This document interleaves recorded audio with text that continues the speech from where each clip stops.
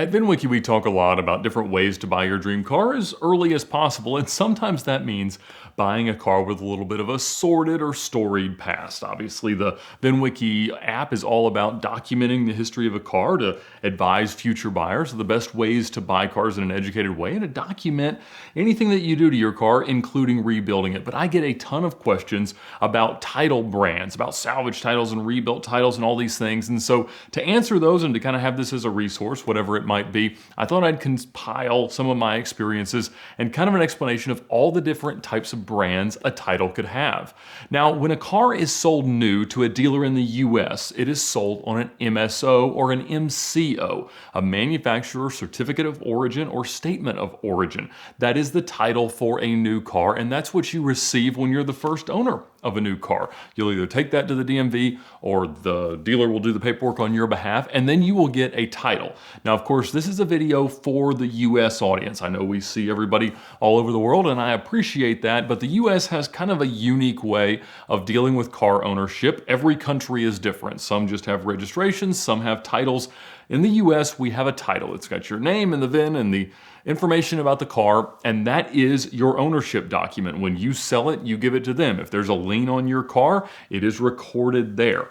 Now, in the event that something happens to that car, like an accident or some kind of a damage, then a few different things can happen. The first is absolutely nothing with respect to the documented history of the car. If you run into somebody and it's not that big of a deal, superficial damage, you agree to pay out of pocket, there's no insurance, there's no police participation, then the car will have a clean history, a clean title, a clean Carfax. Now, if the insurance steps in, then we can start to see some things happen. Of course, if there is an insurance claim or a police report, usually that will show up on Carfax. And that might be described as a dirty or non-clean Carfax or auto check or vehicle history report, but it can still have a clean title. An insurance claim happens every day. Cars get repaired, but they are not totaled.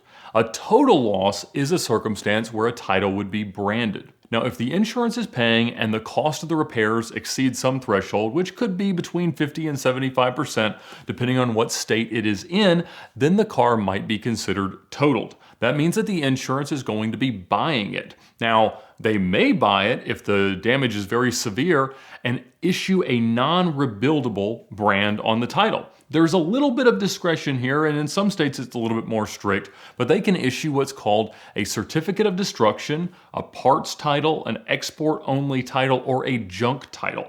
All of these things mean essentially the same thing, that the car cannot be put back on the road. There's no path to rebuilding it where you could get a rebuilt title, and we'll talk more about that in a moment. So these are circumstances where the car is really worthless from an operational perspective, but inevitably there will be some valuable parts. So there will be cars sold through salvage auctions and things like that that have these brands that are non-rebuildable. Each state is going to call these things different names. So again, certificate of destruction, junk title, non-rebuildable, export parts, all mean the same thing. You're not going to get the car back on the road.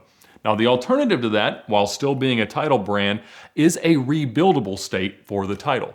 Now, most often this will be branded as salvage, but it can be more specific, such as theft recovery or vandalism or flood or accident. Many things like that, even hail damage, can be specifically described as the brand on the title. Now, those will all abide by essentially the same rebuilding tactics, but they don't always mean the same thing for the value of the car. For instance, if you're looking at a car either that's just been in the incident or years later that has one of these brands that's not necessarily mechanically implicated, so if it's a hail damage car, a vandalism car, something like that, or even a lemon law buyback, that can be a very good car to own once it's all addressed. Now, I did mention a lemon law buyback, and that is a title brand that does not involve an insurance company. If you have a car that's unreliable and you are the original owner, in every state you have some form of lemon law protection. So that brand would be lemon law or buyback, and that means that the manufacturer has bought it back. It is not the same thing as trade assistance. I told a story about a week where I was bored at Motor Cars of Georgia and orchestrated trade assistance deals across all 4 of our brands, McLaren, Aston Martin, Lotus, and Lamborghini. And in those cases, the manufacturer contributes money, but it's done to avoid lemon law. They don't want to have a branded title car that would then be sold through their dealer network or a salvage auction or something like that. And so they can do that to kind of circumvent all these consumer protection laws that protect you if you have a car that's down for more than 30 days in the first 2 years, requires more than 3 repairs of the same system, has a significant safety related issue, things like that. Again, the thresholds of lemon law protection vary by state, but generally it's something like that. And you would generally go through a lawyer who would file a lawsuit or send a demand letter through the dealership to the manufacturer, and they'll step in. And that's a fairly straightforward process. If a car qualifies, you generally get it, and then you just go on down the road. But that will become a used car that is branded. Now, anytime a car's title is branded, a long time down the road, one of the biggest factors that influences its value is the fact that banks do not consider branded titles to be sufficient collateral for loans. That means you cannot get a loan for a branded title car. So that's one of the things to keep in mind as you're making a decision about a car. You're not going to be able to finance the salvage, you're not going to be able to finance the repairs, and you're probably not going to be able to finance the finished product, whether you or someone else fixes it. But let's talk a little bit about what happens after the brand is issued. You have a branded title car that is not yet ready to go back on the road. So lately there's been just a huge rush of people trying to buy particularly exotic cars at salvage auctions like Copart and IAAI. And that's increased the values and made it a lot harder for people to actually buy these cars reasonably and make money, because this X factor of how many views and likes you can get on the internet is now influencing a lot of people's buying decisions. I remember having the discussion with Freddie Tavares about his Lamborghini Gallardo Spider. He was paying $64,000 for a non-rebuilt, non-running car, and that was not a good deal. He and I both agreed the car was probably worth 40 to 45 grand, but he knew that he could probably make some money at this point, a very unexplored part of YouTube video making, by making internet videos with this car. So he thought, hey, I'll offset this overpayment by making videos. And of course that worked really, really well for him. He gained 500,000 subscribers. You guys loved the rebuild. He went on to do the Mercy, and now the McLaren, all these different things. It's become a big part of his internet brand, and he has sort of carved a path for so many others to rebuild these cars on the internet. Of course, they're rebuilding them to massively different kind of thresholds and quality levels, but again, they're eventually going through a rebuilt process. Now, a salvage title is not the same thing as a salvaged with a D at the end title. If you buy a car at a salvage auction, or in my case, like I bought the Flood Gallardo that had already been passed around a little bit through multiple owners after it had been totaled. In some states, you can, as a private individual, reassign a salvage title, but that's not always the case. Many times you actually have to title it as a non-rebuilt salvage or a non-rebuilt flood title, or whatever the state that you're in brands the car as, so that you can pay your sales taxes. And then again, you can sell it non-registered, non-legal to be driven on the road, but it's a very different process per state. So be sure to check with your state's laws before you try to buy a salvage car that you don't intend to totally rebuild. But in my case, I did intend to rebuild this car. I bought from a dealership, actually curated. John Tamarian down in Florida had gotten this car in on trade, and I bought it. Now, he sent me a reassigned salvage title out of California, and I went through the process of rebuilding it. That means that I fixed the car, and I had to photo document all this, which the VINwiki app was very useful for, and then I take it after it's fixed with all the receipts for the new parts, all the receipts and VINs for the used parts so they can make sure that they were not stolen, and I take it to a salvage inspector. He makes sure all the lights work, does a general safety inspection, and it's not that exhaustive, but again, it's designed to make sure that cars that are on the road in your state are pretty safe.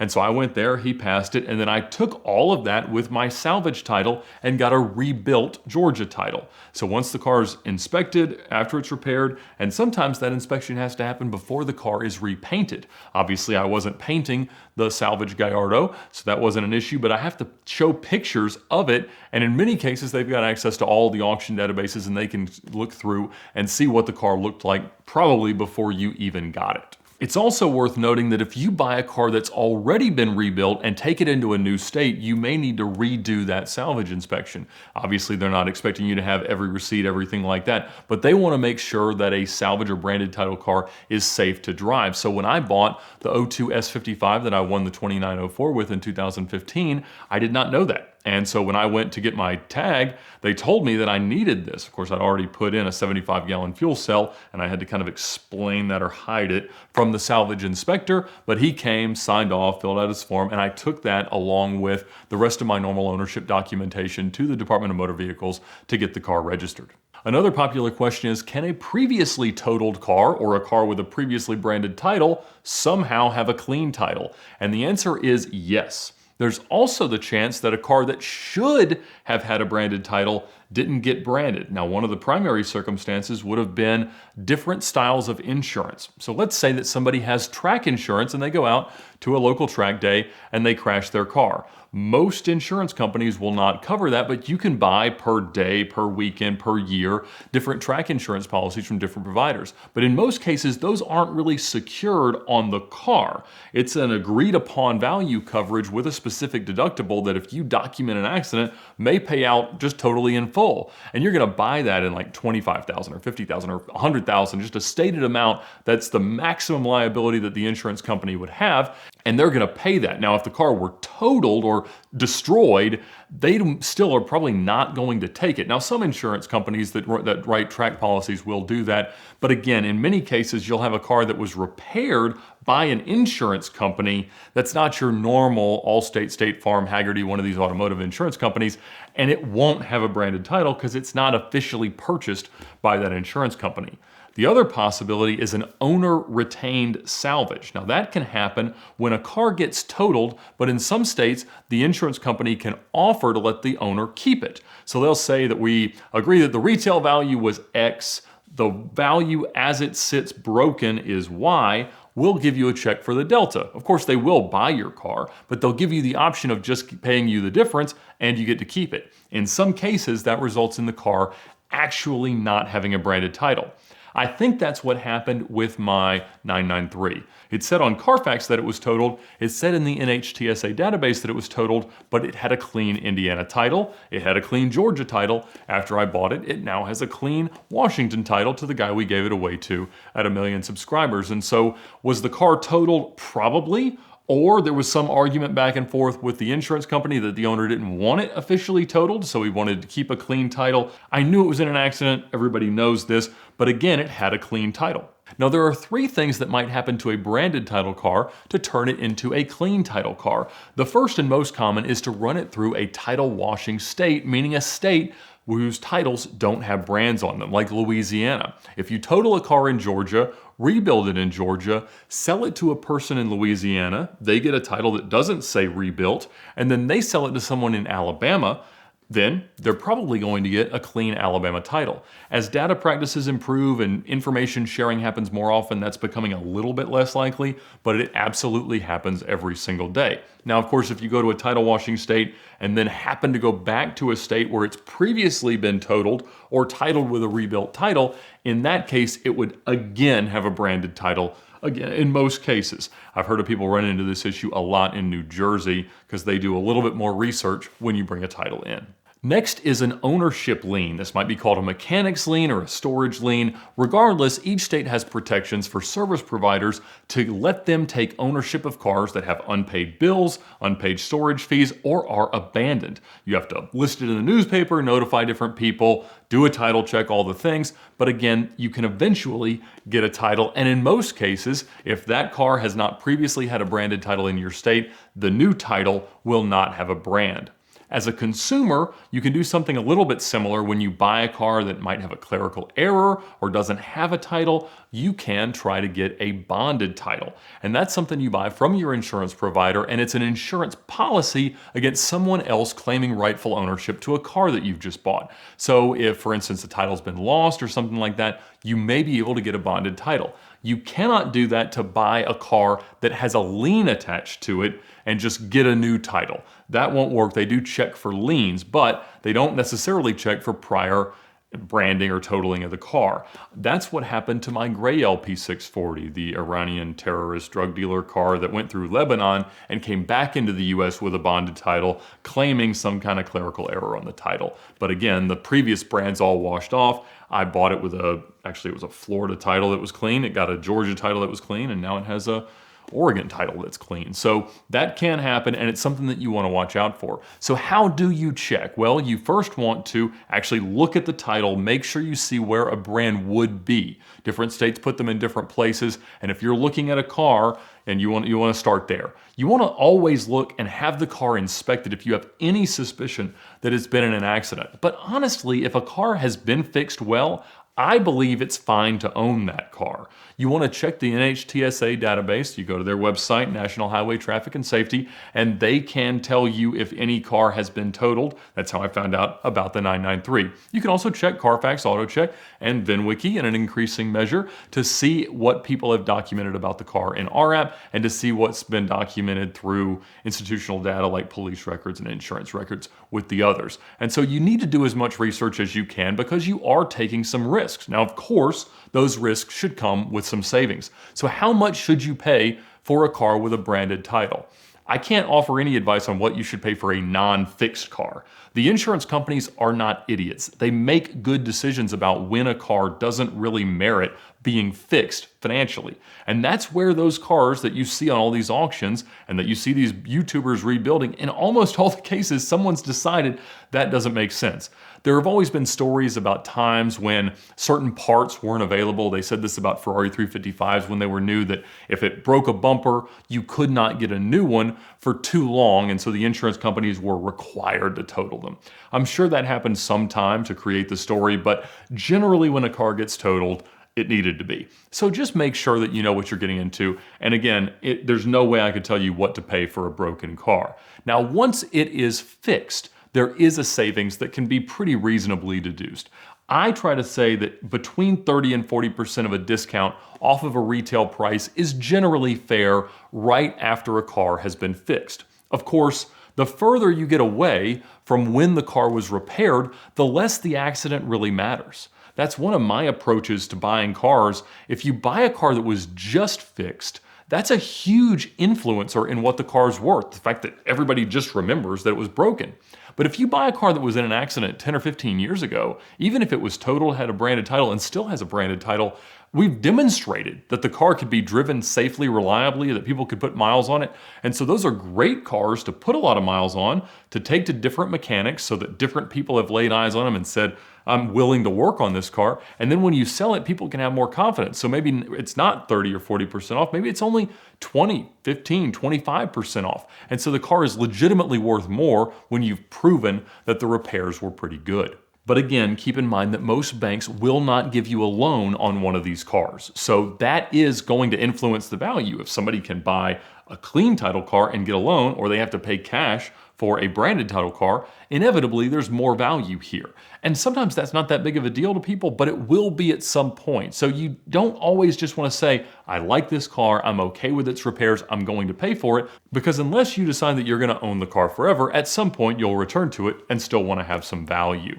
So thank you guys so much. I'm sure this was a gross oversimplification of a lot of these concepts. So if I messed anything up, or if you've had a different experience, please let us all know in the comments. I'll try to like or pin or whatever it is. But again, thank you so much for watching. Please subscribe, and I'll try to do a few more of these kind of informational style videos. But thank you to our current sponsor that can help you get the best insurance, which hopefully you won't have to use for something like this. Policy Genius allows you to find the best deal on homeowners insurance and car insurance and bundle them together. More importantly, each time you renew, they shop amongst all the major carriers to make sure that you are getting the best deal possible. So visit their website at the link in the description below, tell them a little bit about your property, a little bit about yourself, and they'll let you know if you're getting the best deal. Be sure to thank them for their support of VINwiki.